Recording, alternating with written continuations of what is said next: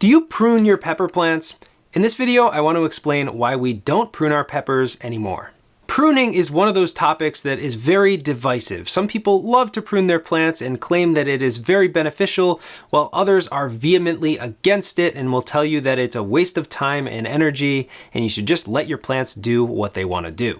Well, we have been on both sides of it. We used to prune our peppers pretty frequently. Most of them were getting pruned early in the season, but now we don't prune any of our plants and we do just allow them to grow naturally. So in this video, I'll share some of our experiences and why we no longer prune our peppers. Let's start off with what pruning actually is and why people like to do it. Pruning is a very general term. It basically means cutting off parts of a plant to better the shape or structure or productivity of the plant. But usually what people are referring to when they talk about pruning peppers is topping the plant at a young age, like this plant here, about a month and a half old, topping off the first inch or two of growth.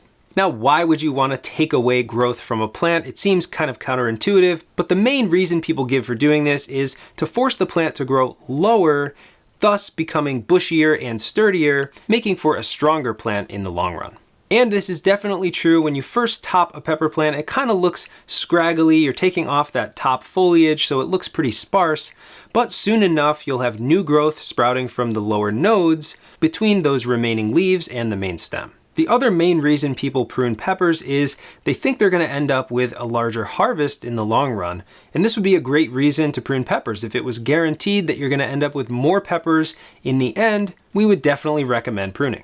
But there is no guarantee of a larger harvest just because you've pruned your plants earlier on. It really is sort of a toss-up, and we'll talk more about that in just a bit. So now let's talk about why we no longer prune our peppers. And before I get into it, I just want to say, if you've already pruned your peppers, you just did it yesterday, don't worry about it. We've pruned peppers many times in the past. Your plants will be fine. It's not going to ruin them. It won't kill the plants. They will bounce back from that pruning, and you'll probably get a pretty sizable harvest in the end. With that being said, the first reason that we don't prune our peppers anymore is that you're not guaranteed a larger harvest. For most growers, the ultimate goal of growing your peppers is getting as many as possible off of each plant.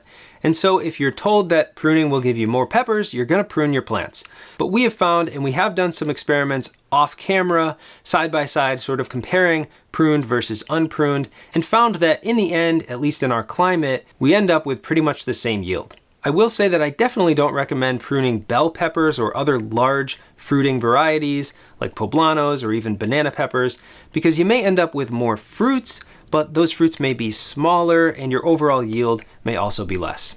The next reason we don't prune is very related to the first one, and that is it causes a setback on your plant's growth. Now this should be pretty obvious. If you take away some of the existing growth on your plant, it's going to have to recover, and that takes time, which you may not be able to afford depending on your climate. For example, if you live in a very cold climate, say somewhere in Canada, maybe zones 4 or 5, it's a pretty short growing season and you have to make sure that you're getting the most out of those warm summer months. Now, I don't really have this down to a science, but I would say that topping your plants sets them back about a week or two, so you might have to wait an additional couple of weeks to get your first harvest. Now, of course, if you want to plan on topping your plants, you can plant your seeds an additional week or two earlier, so you're accounting for that setback that the plants are going to encounter, and therefore you'll end up with your first harvest around the same time. The third reason we don't prune our peppers is peppers naturally branch out and become bushy as they mature. All of these plants right here are still growing upwards. They still only have one main stem,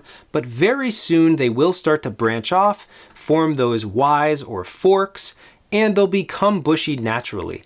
Pretty much every pepper variety does this. At a certain point, they will begin to branch off and become bushier, fuller, and that sort of negates one of the reasons to prune it in the first place. You don't have to force it to happen. It's going to happen naturally. Plus, let's compare the two scenarios where we have one plant that is tall and less bushy and one that is short and squat and full of foliage. That shorter plant with a more dense, full canopy of leaves is much more susceptible to diseases because there's less airflow, less aeration going through the plant later in the season. I would actually argue that it's better to have a tall, slender pepper plant rather than a short, squat, bushy one, because the taller plant is going to have better airflow. You can space them closer together.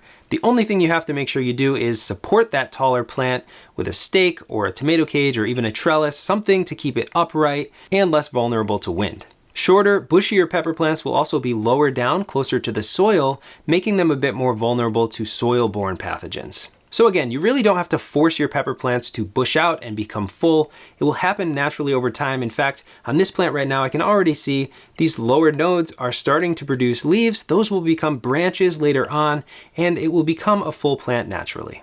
And the final reason that we don't prune our peppers anymore is that it's just not worth the extra effort and time that you have to put into it. Pruning all of your plants, yeah, it doesn't take too long, but if you factor in that you have to plant your seeds a bit earlier to account for that setback that the pruning is going to cause, you're running your grow lights for longer, you're having to plan around it, there's more time for the plants to encounter issues while they're still indoors, it's just not worth that extra effort for us, especially considering you might not even get a better yield. So while pruning may feel like a good thing, you're getting in there, you're getting your hands dirty, and you're doing something physical to the plants to try to improve them, it really doesn't make much practical sense when you think about it. With that being said, there are several types of pruning that we do recommend with peppers, and the first is if you have a plant that is very tall and lanky, you may want to top that plant just to make sure that it doesn't bend over and break in the wind.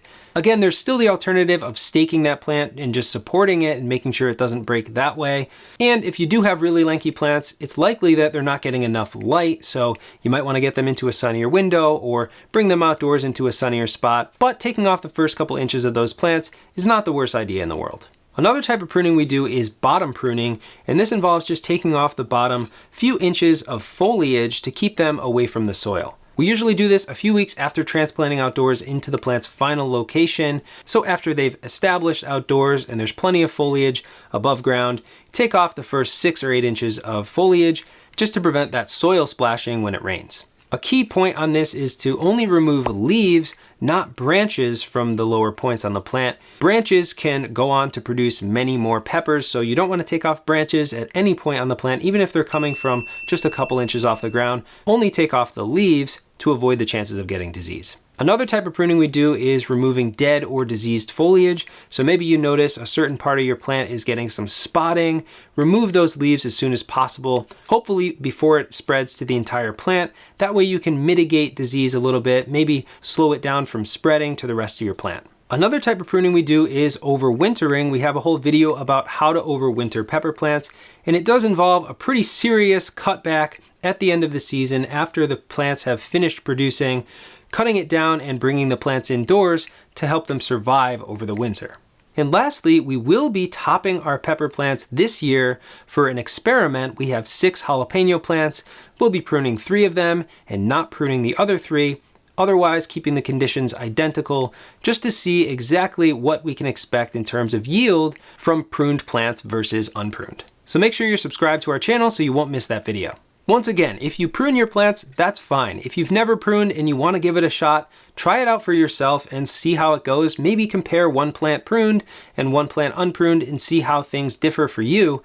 There really are just so many different factors that play into this. We personally don't do it anymore. It's just not worth our time, the extra effort, but you definitely can try it for yourself. We do have an old video, it's very old at this point, showing how to prune pepper plants, so if you do want to see how it's done, I'll leave a link to that video down below. Let us know in the comments if you prune your pepper plants or not, and maybe you've done an experiment and you have some results you can share. That would be really interesting. We'll be interested to see that down in the comments. Thanks so much for watching Pepper Geek, and I'll see you next time.